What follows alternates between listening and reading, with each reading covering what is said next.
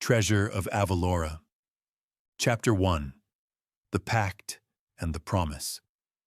The moon hung low over the rocky cliffs of Raven's Reach, its silver light shimmering on the restless waves below. The salty air was cool against their skin, carrying with it the distant cries of seabirds settling for the night. Amidst the jagged stones and twisted pines stood three figures, young but determined, their breath visible in the chilly air. Kyle's eyes sparkled with something like fire, raw hope and daring all tangled together. You remember the stories, right? The Isle Avelora, hidden far beyond the usual charts, shrouded in mist and mystery. They say it's filled with treasures lost to time, gold, diamonds, and things we can't even imagine. Serene smiled, brushing back a lock of hair that had escaped her braid. She clutched a worn, leather-bound book filled with sketches and maps, her lifeblood. We've talked about this since we were kids, but we promised, remember?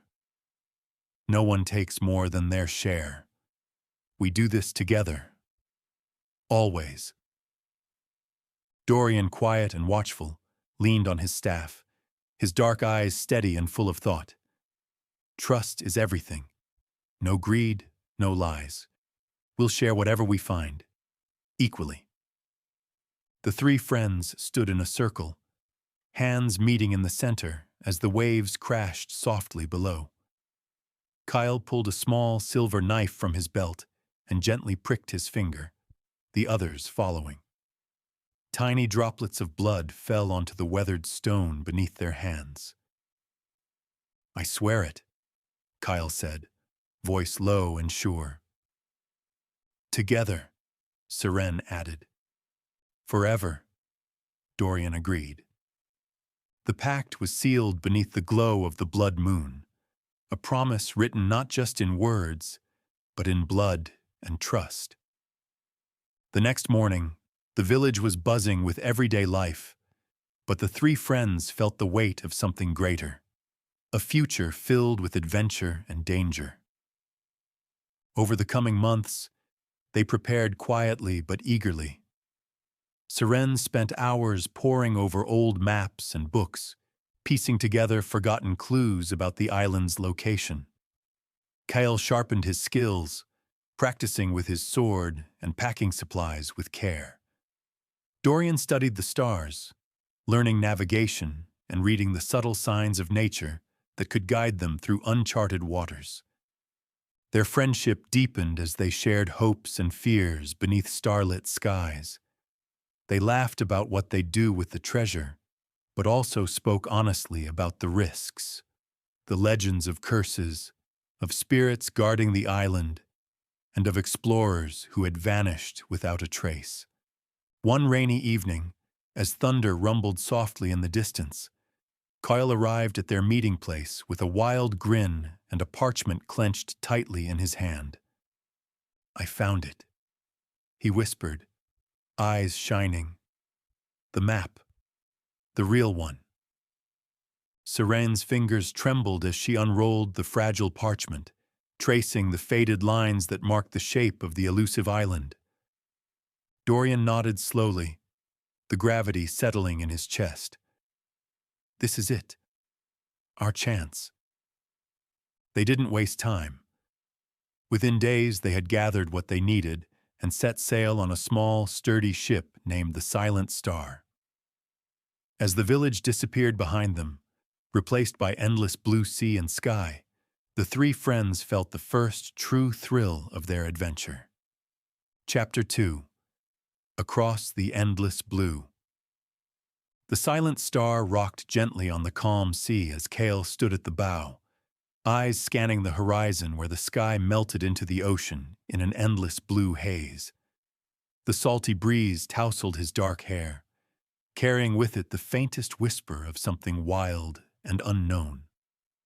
Behind him, Seren sat cross-legged on the deck, poring over the map once more by the fading light of the day.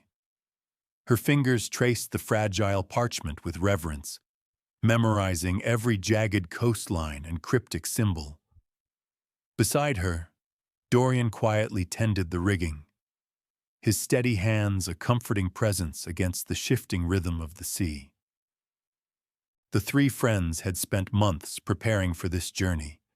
The charts, the supplies, the countless late nights planning, but nothing could quite prepare them for the vastness that now surrounded them.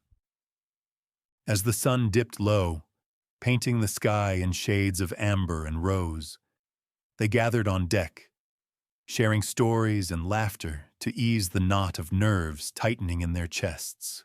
Kyle grinned, tossing a rope coil over his shoulder. "Remember when we thought treasure hunts meant finding old coins in the garden?" Serene laughed softly. "And now here we are, chasing a legend across the ocean." Dorian looked up at the stars beginning to prick the velvet sky. Legends often have truth beneath the surface. Night deepened, and with it came a strange stillness. The usual sounds of the sea, the creak of wood, the splash of waves, the distant calls of seabirds, seemed to quiet as if the ocean itself were holding its breath. Suddenly, a thick mist began to roll in, swirling around the ship like a living thing. The world shrank to a gray bubble where sound faded and shapes blurred. Serene's voice was barely above a whisper. "Isla Avelora should be close now." Kyle's hand tightened on the railing. "I can almost feel it, like something waiting." Dorian scanned the dark horizon, his eyes sharp despite the fog. "Stay close. The island doesn't want to be found." Hours passed as the mist thickened. Shapes loomed, dark cliffs, twisted trees reaching skyward like claws, and jagged rocks barely visible beneath the water's surface. Then, as dawn broke, the mist parted to reveal the island's full shadow, wild, untamed, and hauntingly beautiful. They dropped anchor in a quiet cove, where the waves whispered secrets against the shore. Kyle, Seren, and Dorian stood at the prow, faces alight with awe and something deeper, anticipation mixed with a flicker of unease. Seren turned to her friends, eyes shining. "This is it. Our beginning." Kyle nodded. "Let's make sure it's the start of something worth remembering." The jungle beyond rustled softly, as if awakening from a long sleep.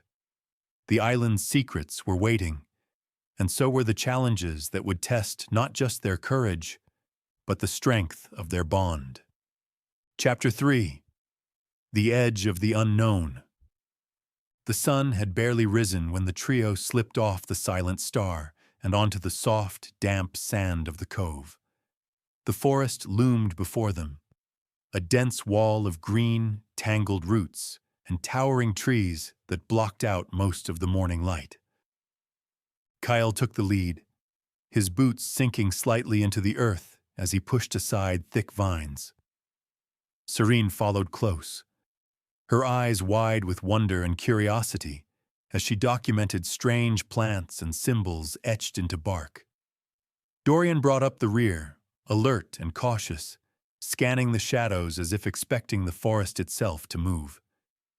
The air was heavy with the scent of moss and decay, but beneath it lay a faint sweetness, like wildflowers hidden deep in the undergrowth.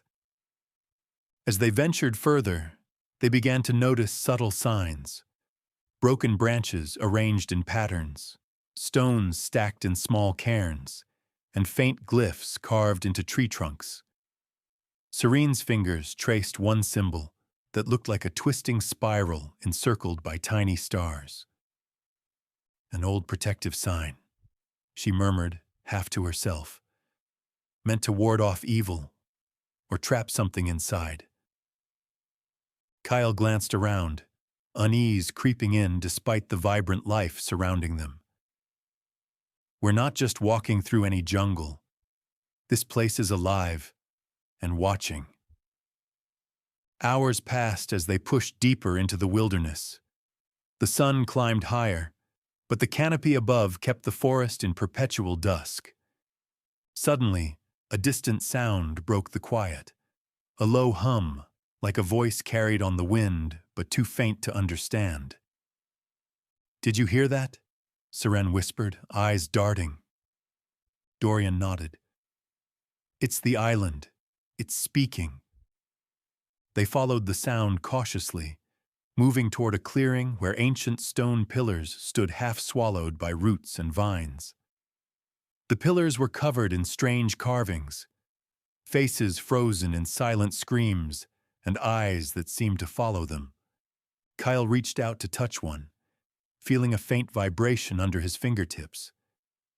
The hum grew louder, filling the clearing with an eerie resonance. Without warning, the ground beneath them trembled slightly, and a chill ran down their spines. Serene swallowed hard. The island is waking. Chapter 4. Nightfall and Whispers. That night, they camped beneath the towering trees, the fire's warm glow fighting back the creeping darkness. The jungle around them pulsed with unseen life, and every rustle or crack of a twig sent their hearts racing. Seren stayed close to the fire, sketching the carvings from the day's discovery and jotting down notes about the strange hum. Kyle cleaned his sword, his usual bravado tempered by a wary silence. Dorian sat nearby, eyes closed, listening, not just to the forest sounds, but to something deeper, something beneath the noise. As the moon rose, shadows lengthened and twisted. The fire flickered, and from its edge faint whispers drifted, soft voices calling names, telling stories in a language that felt ancient and urgent. Seren's breath caught. "Do you hear that? It's like the island is speaking to us." Kyle laughed nervously, or warning us to turn back. Dorian's eyes snapped open, or testing us. The night stretched on, each of them caught between fear and fascination. When one of the shadows seemed to take shape, a pale figure with glowing eyes watching from the tree line, they realized the legends were true. The island was haunted, and not all spirits welcomed visitors. Chapter 5. The Vault of Teeth. By mid-morning, the three friends found themselves before a roaring waterfall cascading into a dark pool. The map had led them here, marking a narrow passage behind the curtain of water. With a mixture of excitement and hesitation, they slipped behind the waterfall and into a cool, damp cavern.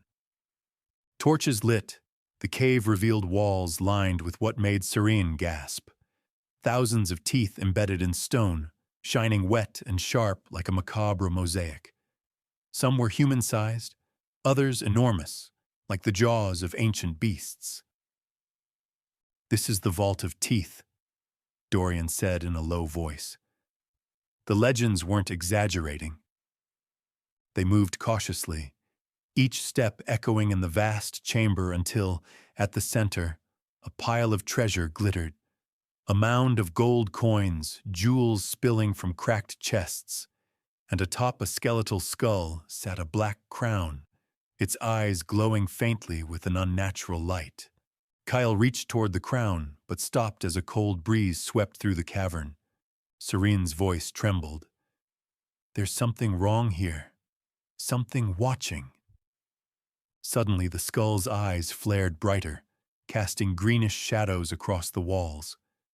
The floor beneath them cracked, and skeletal hands clawed their way out from the darkness below. "Run!" Kyle shouted as the cave shook violently. They scrambled toward the entrance, the treasure left behind, as the cavern collapsed in a shower of rock and bone. Chapter 6. Fractured Trust. Outside, breathless and shaken, the friends found the jungle somehow darker, the air heavier. The ordeal had shaken them, not just physically, but something deeper. For the first time, doubt crept in. Kyle glanced at Dorian, whose eyes flickered with something unreadable. "Did you see how fast you went for that crown?" Kyle asked quietly. Dorian's jaw tightened. "Someone had to protect us from wasting time. That treasure won't wait." Serene stepped between them, voice gentle but firm. "We promised no greed. We promised trust." Kyle ran a hand through his hair. "I know, but I can't shake this feeling. The island is changing us." They set off again, but the bond between them now carried a new weight.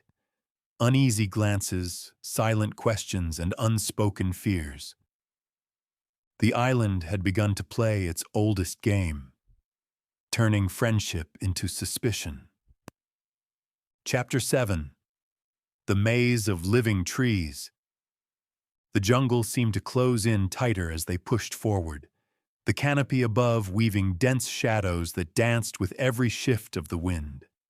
The air grew thicker, heavier with a scent like wet earth and something faintly metallic. Seren was the first to notice the change. Trees around them began to shift, roots moving like slow, deliberate fingers, branches bending in patterns that almost seemed deliberate. "Look," she whispered, pointing to a narrow path that twisted between the trees. But the path was not fixed. With every step, the trees behind them rearranged, closing off their retreat. Kale frowned. "We're walking into a trap." Dorian's eyes narrowed. "Or a challenge." The friends moved carefully, navigating the maze of living wood. The trees seemed to whisper in a language they couldn't understand, voices rising and falling like waves. At one point, Seren glimpsed a figure ahead, a shadow shaped like her, but darker, with eyes that gleamed with a strange light.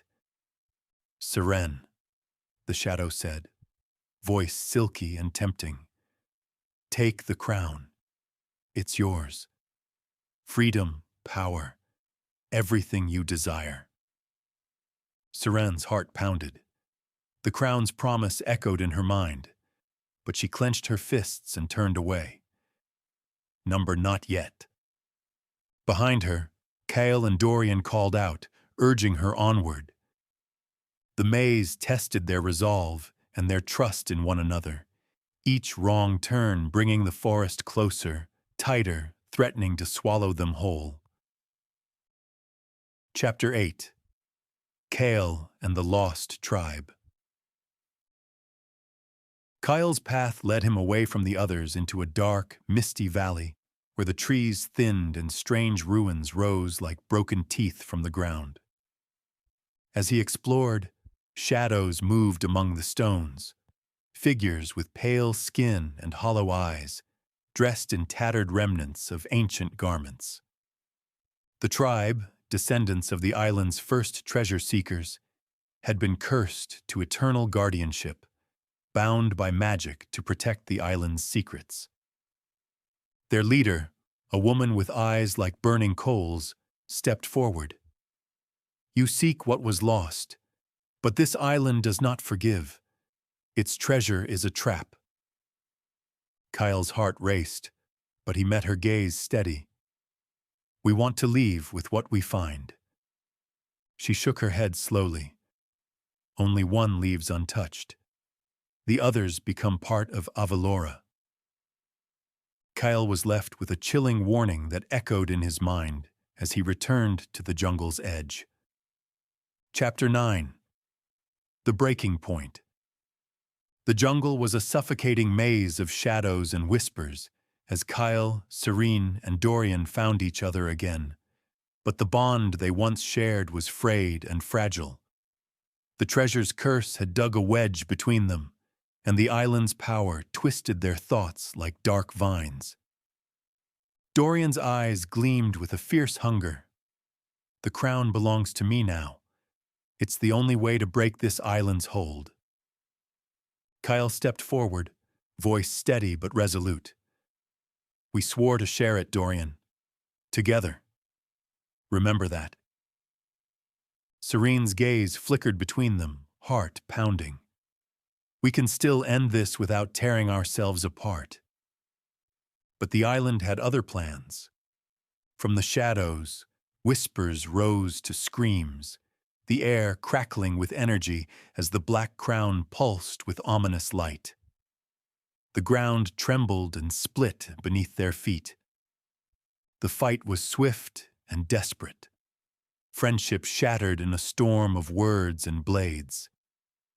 Dorian lunged for the crown. Kyle intercepted, and Serene found herself torn between them, trying to hold back the darkness growing inside each of them. The island itself seemed to awaken, roots twisting and grasping, the spirits of lost souls rising to claim their due. Chapter 10. The One Who Returned. When dawn finally broke, it revealed a shattered clearing. The jungle was silent once more, but the price had been paid. Only one of the three friends stood by the shore, clutching a battered chest of treasure and the broken remnants of the black crown. His eyes were hollow, shadowed by what he had lost and what he had become. Years later, in a distant coastal village, the stranger arrived. Word spread quickly, treasure brought back from the Forbidden Isle, but with a warning. "Do not seek Avelora," he said quietly, voice rough with pain and memory. "It remembers everything. It waits." The island remained shrouded in mist and legend, its gold and diamonds untouched, guarded forever by its curse, and by the memories of those who dared to claim its secrets.